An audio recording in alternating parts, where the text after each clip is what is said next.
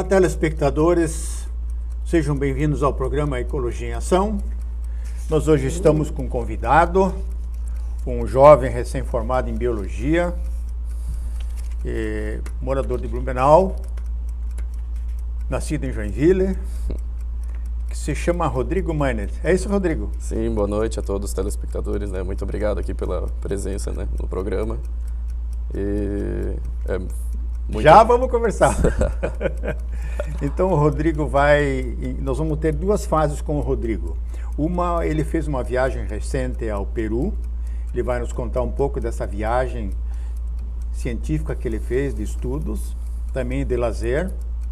E a segunda parte do programa vai ser sobre a profissão do biólogo e as dificuldades que um recém-formado tem para conseguir emprego. Então essas são as duas temáticas do programa de hoje.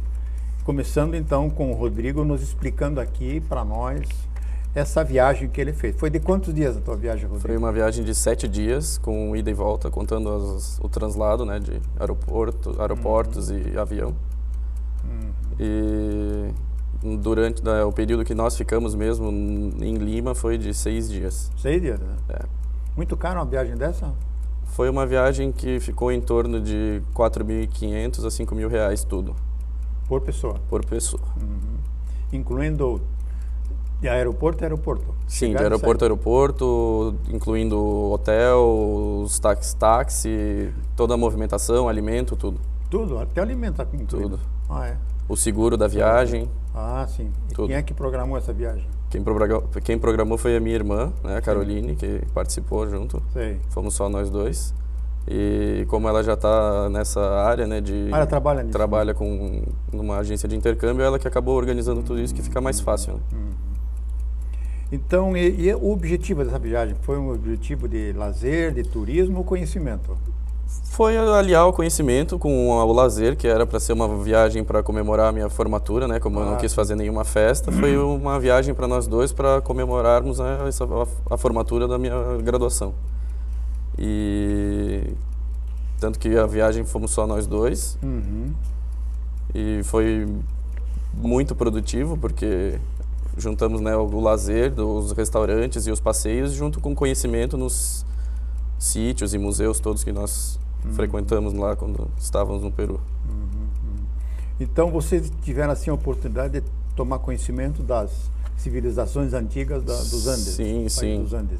Dos Andes e da região de Lima mesmo, que é à beira do mar, né? Ah, sim. Não só da população andina, mas da população que vivia lá naquela região. E o que você assim achou do Peru? Muito índio? Muito. Mas tinham muitos europeus também, japoneses, chineses, turistas, né? Americanos. Mas a população peruana... A população peruana é exclusivamente indígena, são todos de pele mais escura, tanto que nós de peles mais claras chamamos muita atenção lá, eles ficam surpresos, né? Certo. E eles são bem baixinhos, então eu lá conseguia ver todas as pessoas por cima da cabeça. Então, mas a população é exclusivamente indígena. E assim, a cidade de Lima tem quantos? 10 milhões de habitantes? 10 milhões de habitantes. São 16 distritos. É uma cidade muito lixo, muita sujeira? Como é que é? Os distritos mais ricos são bem limpos, bem organizados, tirando o trânsito, que é bem caótico. Mas a parte mais pobre de Lima é bem suja e tem problemas com violência também, como temos aqui no Brasil. Mas a parte rica de Lima é bem limpa, bem bonita, bem organizada. Muito bem, agora me fala um pouco dos museus, Rodrigo. Ah, sim. Isso aí é que os nossos telespectadores gostariam de saber, porque você vai dar um roteiro para os futuros visitantes do Peru. Bom, nós chegamos chegamos de noite, né, numa sexta-feira. Então acabamos não visitando muitas coisas, ficamos só na região do hotel. E no outro dia nós fomos na Praça de Armas, que é que todo turista vai conhecer, que tem até a troca de guarda, né, no palácio. E visitamos o primeiro museu, foi o Museu do Cacau, que é muito interessante, mostra todo o processo, desde o plantio até o beneficiamento do chocolate. Depois nós fomos ao Museu da Literatura, que também é muito legal, uma casa bem antiga, com toda a história literária do Peru. desde não dos povos antigos, porque todos esses registros foram destruídos pelos espanhóis, mas tem os registros literários da cultura peruana aliada com os, recente, né? Pós chegada dos espanhóis. E quando os espanhóis chegaram lá, que raça de peruano que tinha ali? Os incas. Os incas. Naquele momento eram os incas que estavam, mas os incas estavam bem pouco tempo o Império Inca em Lima, ele tinha se estabelecido há pouco mais de 40 anos. Os primeiros povos foram os povos que são denominados de Lima mesmo, eles chamam de o povo Lima. Povo Lima. Que é de antes de Cristo até mais ou menos 200 depois de Cristo. E a partir esses povos, eles foram dominados pelo primeiro império, que foi o Wari, que era outra civilização. E essa civilização ela ficou no império até aproximadamente 700 anos depois de Cristo. E a partir de 700 entra o segundo império, que foi Ishma, que foi o maior de todos e o que mais durou, porque ele durou até 1460, que foi quando os Incas desceram dos Andes e dominaram a região. Então você, assim, nessa visita aos museus, você tem conhecimento da história, de todo esse passado, com instrumentos, com artesanato, com tudo, mobiliários. A parte de história mesmo do Peru, nós aprendemos nos sítios arqueológicos. Então lá não tinha nenhum museu que mostrava mesmo quais eram os instrumentos que eles utilizavam. Mas sempre na entrada de cada sítio arqueológico tem uma pequena amostra de algumas coisas que eles acharam nos sítios. Porque como não tinha mais escrita, que toda a escrita foi destruída pelos espanhóis, eles escrevem a história a partir desses achados nos sítios arqueológicos. Quer dizer que os espanhóis, além de saquearem tudo, roubarem todas as riquezas, o ouro, eles ainda mataram os incas e os povos que eles encontraram. Sim. E apagaram a história. Apagaram a história, sim. Mas que povo interessante. Sítios arqueológicos. São longe de Lima ou são próximos? Ou vocês viajaram muito para chegar nesses sítios? Não, dois sítios que são os menores ficam no centro de dois distritos. Um é de Miraflores, que era bem perto onde a gente estava, que era o Huaca Puclana. E o Huaca Hulamarca, que era o menor de todos, fica no centro de um outro bairro que, se eu não me engano, é San Isidro.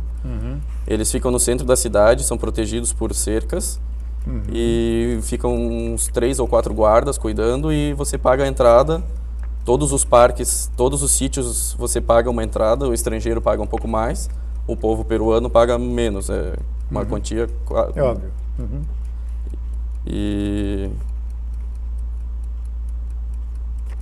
Sim, o que você aprendeu visitando esses sítios arqueológicos? Bom, que no começo nas construções, eles não estavam preparados para os sismos, né, para os terremotos que ocorrem naquela região, que ocorrem muitos terremotos. Então, o primeiro império, o Wari, eles começaram a construir as pirâmides com os tijolos inclinados na vertical e com um espaço entre esses tijolos, porque no momento que dava um terremoto, esse tijolo se quebrava e se acomodava no espaço vazio e não derrubava o muro ou a casa ou a construção que eles tinham. E o governo deles durava em média 30 anos e eles construíram todas as pirâmides na vertical, não era trapezoidal como é dos maias e dos astecas. E a cada 30 anos eles soterravam aquela praça antiga, quando mudava o governo, e era construída uma nova praça. E nessa praça, dependendo de qual era o local e o poder de quem estava gerindo a região, ocorriam sacrifícios. Tanto de objetos, como quando era uma praça de pouca importância, como os sacrifícios humanos mesmo, quando era uma praça de maior importância. Poxa. E todos esses parques, esses sítios arqueológicos que nós visitamos são regiões sagradas. Então quem vivia nessa região, nesse sítio arqueológico, eram só os sacerdotes, e a população não morava nesses sítios. E esses sacerdotes, que eles eram os conselheiros e ensinavam toda a população a como plantar e como lidar com o clima, né, para poder colher Sobreviver, tudo, né? sobreviver.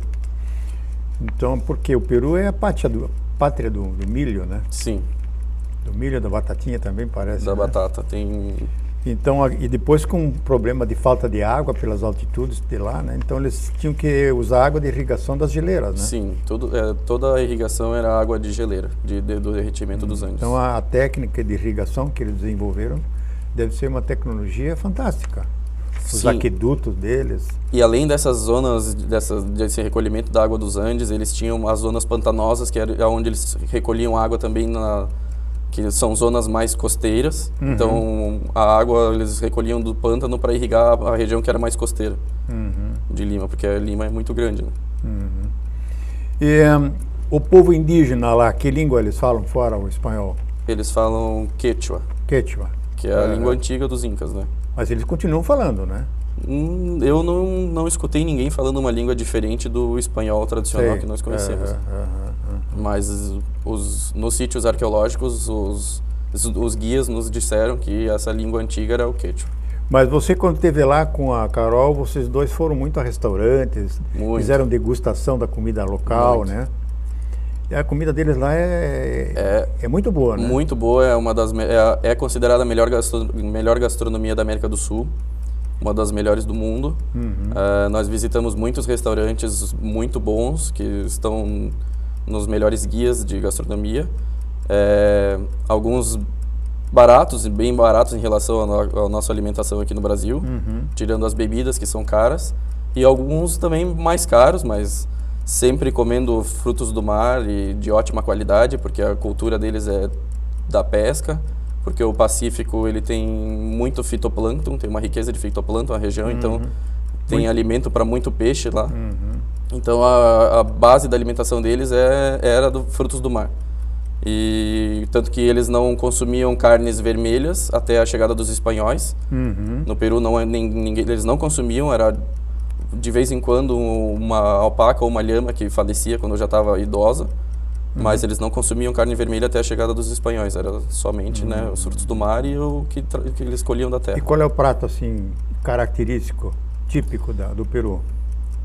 Tem os pratos característicos de frutos do mar e depois da chegada dos espanhóis, eles têm alguns pratos típicos também com frango e com carne bovina e a carne do porquinho da Índia, que eles comem muito porquinho da Índia. Muito bem, acabamos o primeiro bloco desse programa. Agradecemos aí pelas informações do Rodrigo. E nesse segundo bloco nós vamos continuar com o Rodrigo Meinert, falando um pouco sobre a profissão de biólogo e os problemas que um recém-formado tem para conquistar o primeiro emprego. Já voltamos aí.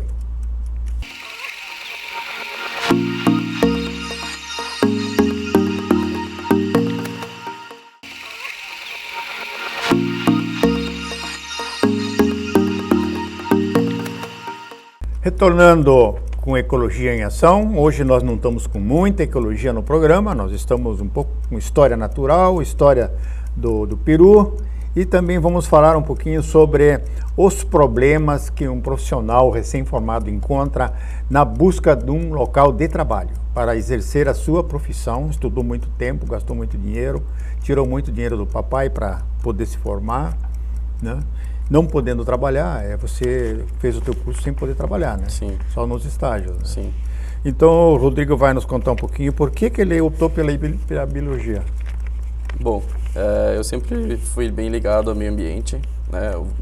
Você mesmo... Você começou numa outra área, né? Da engenharia, né? Eu segui para a área da mecânica, né? Da engenharia e da mecânica. Estudei na Escola Técnica Tupi, fiz curso técnico em mecânica e depois segui para uma engenharia de fundição que acabei não completando porque não era o que eu realmente queria para minha vida, né? E a partir desse momento eu fui atrás da biologia, que era uma coisa que sempre me chamou muita atenção, eu sempre gostei muito. E acabei escolhendo o curso de biologia na Univale, porque na época ele era um curso de biotecnologia, com muito foco em genética e a parte de embriologia, e eu, na época, queria ser um geneticista. Achava que era o que eu porque eu nasci para ser geneticista. E a partir do momento que eu entrei na universidade e comecei a estudar, eu vi que eu não tinha nascido para ser geneticista, porque eu não gosto de estar dentro de um laboratório, eu gosto de estar no campo. E então esse foi um dos principais, né, a principal escolha minha, que foi a biologia, por causa do meio ambiente mesmo. Isso sem falar na interferência do avô, né? Ah, com certeza, né? Sempre juntos, né? Eu esqueci de falar para os telespectadores, o Rodrigo é meu neto. Quantos anos? 26? 26. 26 anos. Então, Rodrigo, esses teus estudos, você acabou fazendo diversos estágios, né? Fiz. E esses estágios, vale a pena fazer? Eles acrescentam alguma coisa ou é só para ganhar um certificado? Não, vale muito a pena, né? É todo um aprendizado, tanto que eu fiz estágios na área de materiais, né? Na época que eu estava cursando a mecânica. E esse estágio, ele me trouxe muito conhecimento da área mecânica, que me ajudou muito na biologia. Conhecimento de equipamentos, que as pessoas entram na biologia e tem que lidar com os equipamentos e não sabem disso. Às vezes tem muita matemática, as pessoas acham que na biologia não tem matemática, e tem que lidar com equipamento, tem que lidar com matemática como qualquer outra profissão. Sim, os estágios. Sim, e depois desse estágio, né, na mecânica, nessa área, eu fui para biologia e acabei fazendo estágio no Zoobotânico de Brusque, que eu trabalhei mesmo na área da biologia, com conservação. E no Zoobotânico eu trabalhava com enriquecimento ambiental. Que é isso? Que é uma técnica que é utilizada para melhorar a qualidade de vida dos animais que estão dentro dos recintos, né? Então, das reservas, né? Isso. Nós estimulamos os animais com estímulos que são semelhantes ao que eles encontrariam na natureza, para tirar o animal dessa rotina. Isso dentro do zoológico? Dentro do zoológico, dentro dos recintos. Isso é específico para animais zoológicos? Específico para animais que estão confinados, né? Então, para tirar o animal daquela rotina estressante que é a do cativeiro, porque o alimento é regrado, são horários fixos, então na natureza o animal ia ter que buscar o alimento, lá ele não precisa buscar, o alimento está na porta. Ele tem uma alimentação que é toda regrada, então cada dia é um alimento específico e o animal ele acaba se acostumando com esse tipo de alimento, e na natureza não é assim que funciona. O animal tem que ir atrás do alimento e num dia ele consegue e no outro dia às vezes ele não vai conseguir alimento. Mas geralmente já são animais que nasceram em cativeiro, né? Sim, a maioria são animais que nasceram em cativeiro, alguns são animais de apreensão. Se soltar, morre no mato, né? Morre porque ele já desacostumou da procura do alimento. Então, talvez ele sofra para conseguir buscar alimento de novo. Não que ele vá morrer mesmo. Mas é muito importante esse trabalho de zoológico, porque tem muita pesquisa em torno dessa conservação. Então, traz as pessoas de dentro da universidade para um ambiente de trabalho mesmo, né? Tira o aluno de dentro da universidade. Esse horário de estágio é um horário comercial, um horário comum? Eu fazia um estágio de 4 horas. Tinha um contrato, né? Tinha um contrato de estágio, né? É um contrato com uma empresa que é integrada junto com a Univale. Sei. E era um estágio de 4 horas, porque era o horário que eu tinha disponível para ter estágio. E a carga horária é programada pela Univale mesmo, tem uma carga horária que nós temos que seguir, porque o estágio é obrigatório. Tem algum relatório para apresentar? Tem. No final do estágio tem que entregar um relatório de tudo que foi feito durante o período de trabalho. E a entidade que abrigou o estagiário, ele também dá um certificado, algum documento? Não. Não? Não, mas eu acabei desenvolvendo o meu trabalho de conclusão de curso lá, então levei o nome da instituição, né, do Zoobotânico, para a universidade, e acaba trazendo, né, bons alunos e outro desenvolvimento de outros trabalhos, né, na área. Tanto de conclusão de curso, como esses relatórios de estágio também são muito importantes para a instituição. Claro, exatamente. Não, e depois uma instituição que recebe estagiários que são dedicados, porque você trabalhava, sujava a mão, ia para dentro da gaiola, para os recintos, tratava os animais, preparava comida, fazia tudo, né? Preparava comida, limpava quando tinha que limpar, tem que sujar a mão, tem que sujar o pé, não adianta. Nem sempre é muito perfumado, né? Sua muito, tem que carregar tronco, tem que carregar pedra. Poxa, e qual era o risco, inclusive, de ser atropelado por um animal, né? Mas nós no começo recebemos uma noção da segurança, né? Cada animal ele tem um nível, são diferentes níveis, né, de perigo, então cada recinto nós sabemos, aqui nós temos que fazer o procedimento para entrar no recinto, para posicionar o enriquecimento ambiental, então tinha toda uma sequência. Quer dizer que se você hoje tiver uma proposta de um jardim zoológico, você estaria apto a fazer uma gestão, uma gerência, com certeza, um atendimento técnico, com uma consultoria? Claro. Teria, né? Sim, no começo sim, mas sempre ganhando um pouco mais de aprendizado, né? Porque eu fiquei 1 ano no zoobotânico, mas eu não sou um expert em enriquecimento ambiental, né? Ah, sim. Mas você é um expert em manejo de bodô. Claro, foi 1 ano de muito trabalho, né? Você sabe como é que funciona, né? Claro, tudo. Quer dizer, como funciona as normas de um recinto, como se povo, tem que ter visitante, o que pode e o que não pode. Porque é um local de alto risco, né? Com certeza. Não só risco da agressão dos animais, também de pegar doença de animais, né? Sim, principalmente as doenças, claro. E também o povo, né? Que muitas vezes o visitante não tem educação. Não. E você, às vezes, pode chamar uma atenção, pode levar com certeza. Um tapaço na cara, né? Com certeza. Mas é isso, são os riscos das profissões, né? Claro, ainda mais que o zoobotânico em Brusque, como é uma instituição pública, eles recebem vêm alunos de quase Santa Catarina inteira, né? E tem sempre aquele aluno de adolescente que gosta de jogar uma pedrinha no bicho e gosta de jogar um lixo no chão.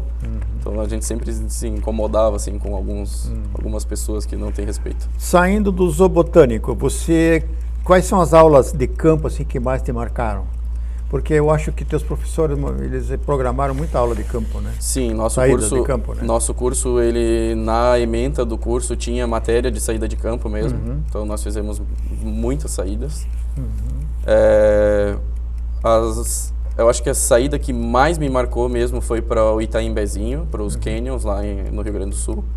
Foi uma saída de campo muito legal.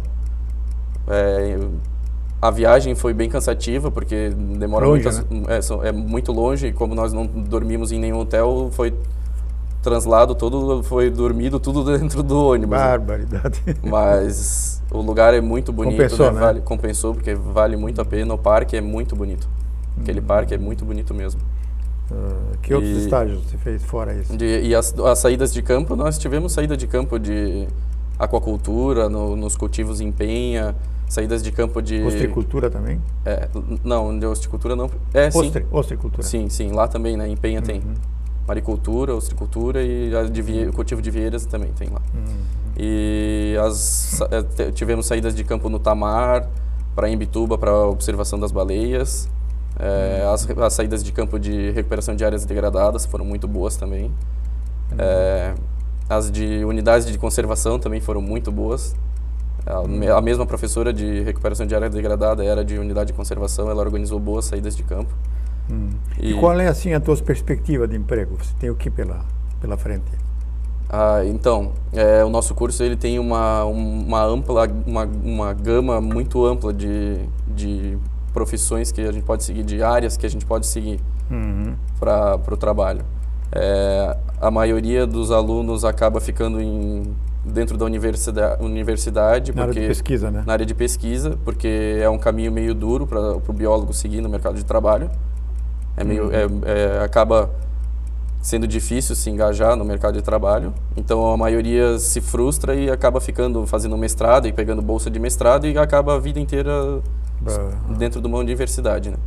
E a outra parte acaba seguindo para a área da consultoria, sendo autônomo, que hoje em dia é o que acho que é o que está mais fácil para o biólogo e que tem uma boa remuneração, porque o biólogo sempre foi dito que nunca ganha dinheiro, mas tem como ser bem remunerado fazendo um bom trabalho. Sim, vocês têm também um conselho de classe da categoria? Sim, temos o Conselho Regional da Biologia, né, que é o CRBio. CRBio, né? Sim. Tem uma sede em Santa Catarina? Tem uma sede em Florianópolis. Florianópolis. Tipo CREA, assim, né? Sim. Funciona da mesma forma. Teu registro já veio? Não, preciso ainda de tirar o meu diploma. Sei. Estou esperando sair o diploma para poder pegar o meu registro. Bom, eu acho que assim a tua formação vai permitir para você provavelmente muitas oportunidades. Muitas. Né? Tanto na área, porque o curso era dividido na época em duas grades, que era a grade da biotecnologia e a grade da biologia da conservação. Uhum. E como o curso tinha ênfase em biotecnologia e o MEC tirou todas as ênfases de todos os cursos de graduação, nós na época podíamos optar tanto matérias da biotecnologia como matérias das ciências da conservação. E então o biólogo ele está apto tanto a trabalhar com biotecnologia em laboratórios e afins, como na área de conservação com as consultorias e meio ambiente, os zoológicos. E só não podemos dar aula porque precisamos da licenciatura, né? Não temos um bacharelado, então não temos licenciatura, não tem como dar aula, mas no resto podemos estar junto com engenheiros de alimento, trabalhando com médicos, com geneticistas. Equipe multidisciplinares. Multidisciplinares, sim. Para montar um RIMA, um EIA, né? Isso, com certeza. Licenciamento ambiental. Tudo. A parte de consultoria ambiental, licenciamento ambiental, tudo isso. Porque existe assim, hoje, muita solicitação de laudos de pesquisa de fauna, de flora, né? Inventários, né? Sim, dos inventários, levantamentos. E aí na parte de fauna, por exemplo, vocês estão preparados para isso, né? Porque você aprendeu muito sobre aves no zoológico, né? Sim, no zoológico sim. E mesmo nos levantamentos nós podemos, estamos aptos tanto aos levantamentos de fauna como os de flora também, né? Porque o curso, nós temos muita botânica no curso também. Aí eu acho que vai assim ter muito conflito com as outras profissões, né? Sim. Por exemplo, florestal, os agrônomos, os engenheiros ambientais. Então existe assim o conselho geral das profissões tem que dar uma limitação para cada profissão. Sim. Né? Isso está sendo feito, mas com muita briga, né? Sim. Eu sei que no CREA, cada vez que o agrônomo quer fazer um serviço, ele ficou limitado porque entrou biólogo, entrou engenheiro ambiental e entrou um outro engenheiro no meio, florestal. Porque todos podem ocupar a mesma área, né? Exatamente, porque as cadeiras nas faculdades são muito parecidas. Muito parecidas. Ok, Rodrigo, eu quero agradecer bastante a tua presença no meu programa, não só como recém-formado biólogo, mas também como orgulho de ter um neto assim como você, que está assim tão bem informado das coisas. Parabéns, o investimento que o teu pai fez em você. Eu acho que ele deve estar muito contente com isso aí. Tomara, né? Muito Encerramos assim mais um programa Ecologia em Ação, convidando vocês para o próximo. Até lá!